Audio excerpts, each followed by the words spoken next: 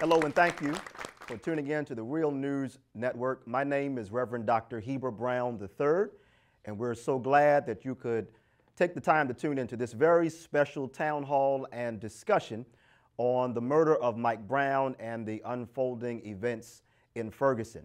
Of course, you know, across the nation and in fact across the world, people are focused on what is going on in Ferguson right now, but not just Ferguson, but the ripple effect in local communities, towns, and states, even beyond Ferguson. And so we're so excited to be a part of this conversation. We really pray that this is not just a rehashing of what's already been said, but our thrust and drive today is going to be very much so akin to that question that Dr. King asked in 1967, where do we go from here?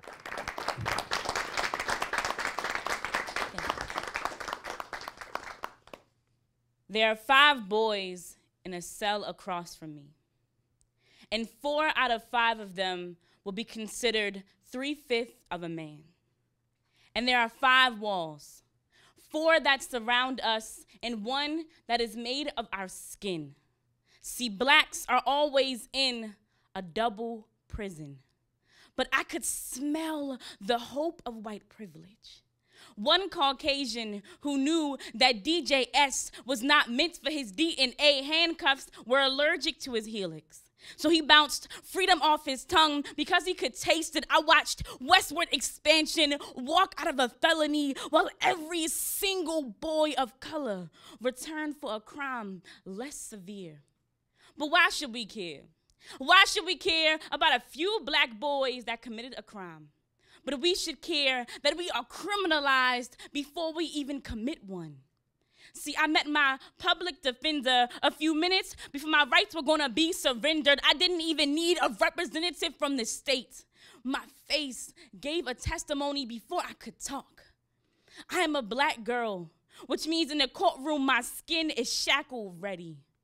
But what if I made you inferior based on the color of your eye, denied your right to vote based on your body size, because kinky can break combs but will not break complacency, no white supremacy, yet people will say, I don't see color.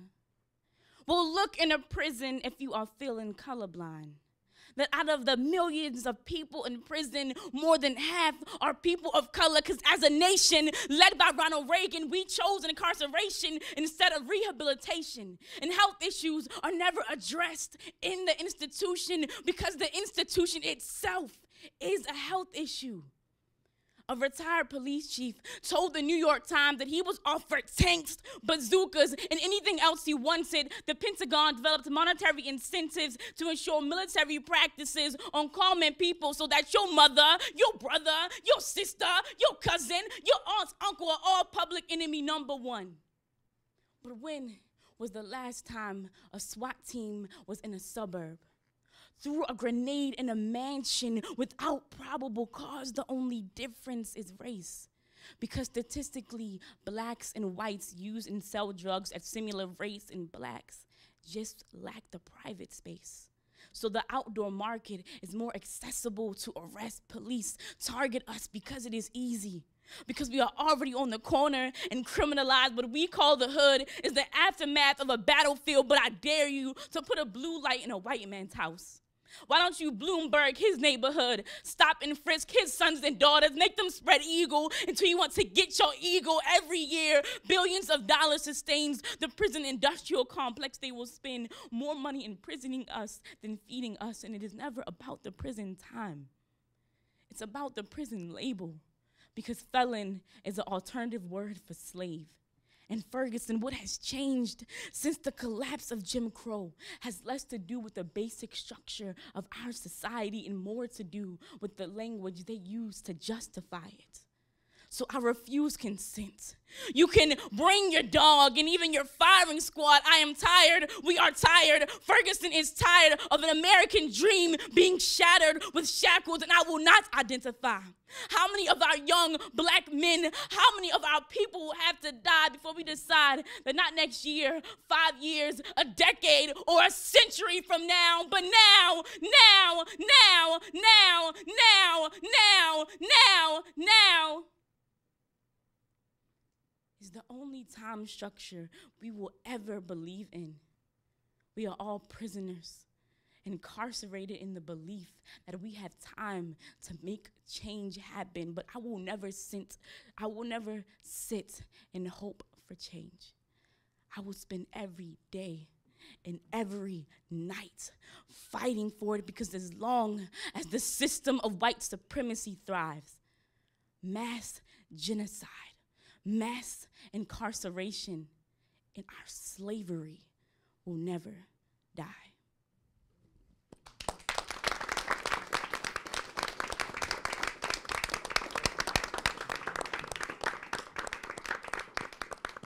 Angelou, ladies and gentlemen, and what a phenomenal activist and spoken word artist we are blessed to have right here in Baltimore City. Well, in addition to Fire Angelou, we are so thankful as well to have our special guest today, a wonderful brother and activist who really, his work on the ground in so many communities speaks for itself. But just for the sake of those who may not know him, Reverend Lennox Yearwood Jr. is the president and CEO of the Hip Hop Caucus. He's a minister, community activist, and one of the most influential people in hip-hop political life. He works tirelessly to encourage the hip-hop generation to utilize its political and social voice. After Hurricane Katrina in 2005, Reverend Yearwood became national director of the award-winning Gulf Coast Renewal Campaign, where he led a coalition of national and grassroots organizations to advocate for the rights of Katrina survivors. He served as the political and grassroots director of Russell Simmons' Hip Hop Summit Action Network in 2003 and 2004.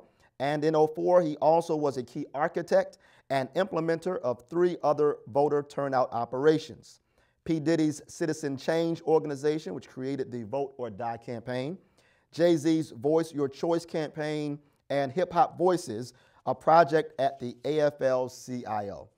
Reverend Yearwood is a retired U.S. Air Force Reserve officer and I believe chaplain as well. He was born in Shreveport, Louisiana, and currently lives in Washington, D.C. He has been seen all over the media, and right now he's seen on the Real News Network. Please put your hands together for Reverend Lennox Yearwood Jr. Thank you.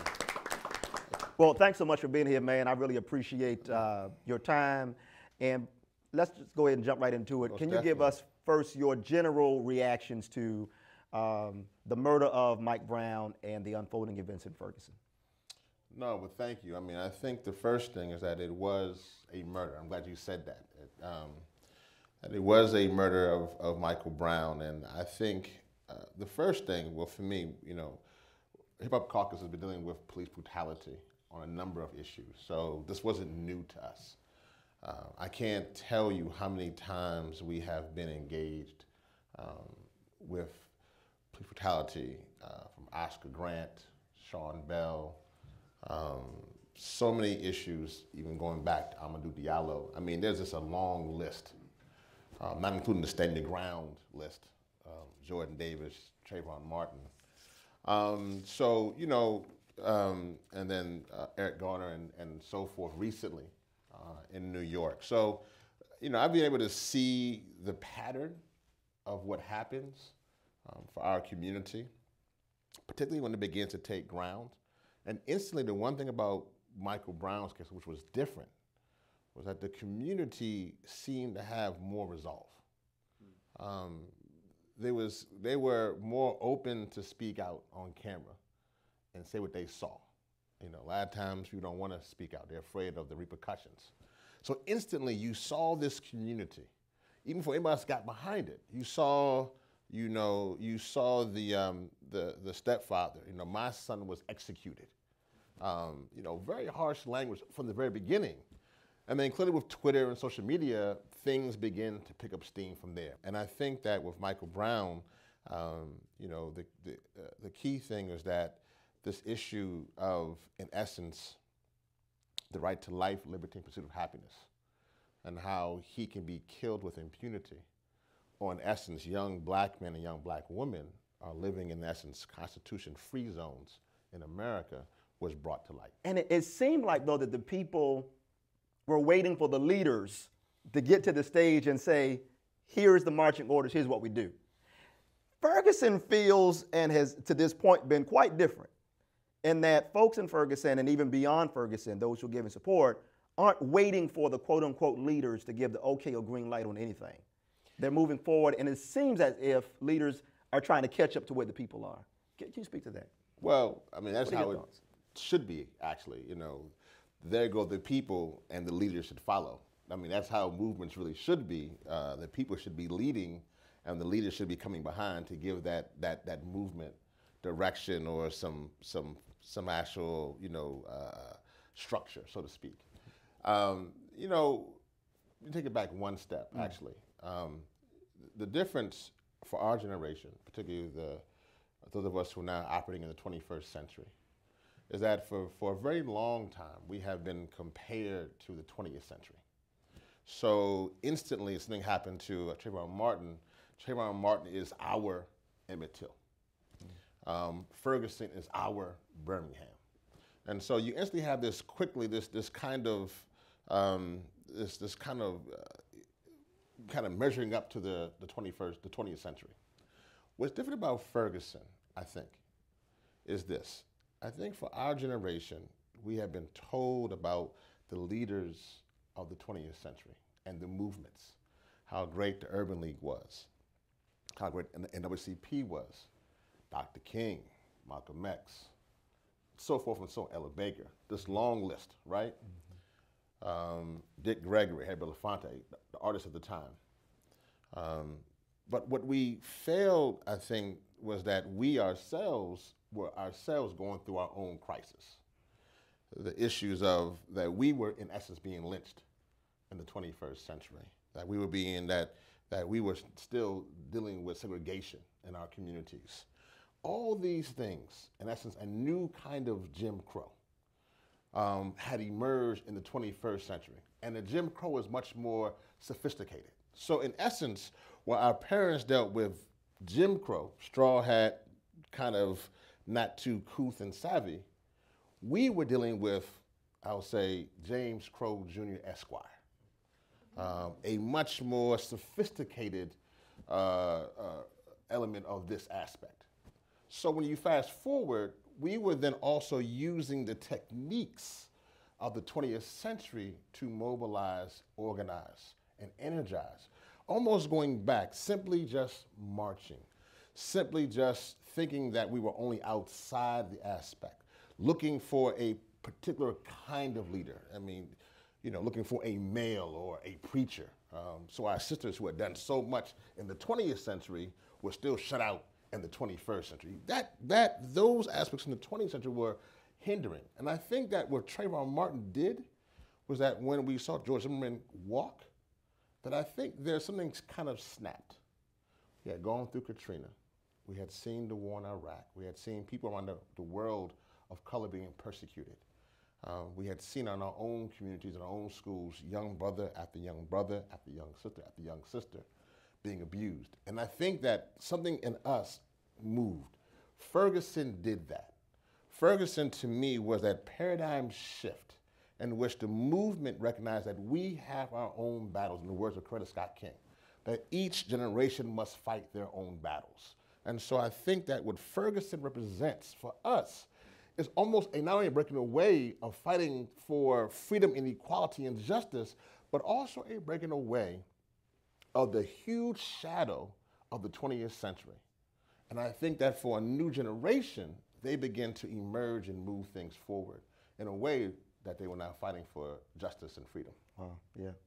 So you're lining 20th and 21st century mindsets and tactics on how to deal with these issues. There's also some people who were groomed and developed in 20th century movement of black folk who seem to be losing some currency in 21st century activism. So let's just talk, it's just us. So I watched the video, right? Yeah, okay. Of Reverend Jesse Jackson at McDonald's.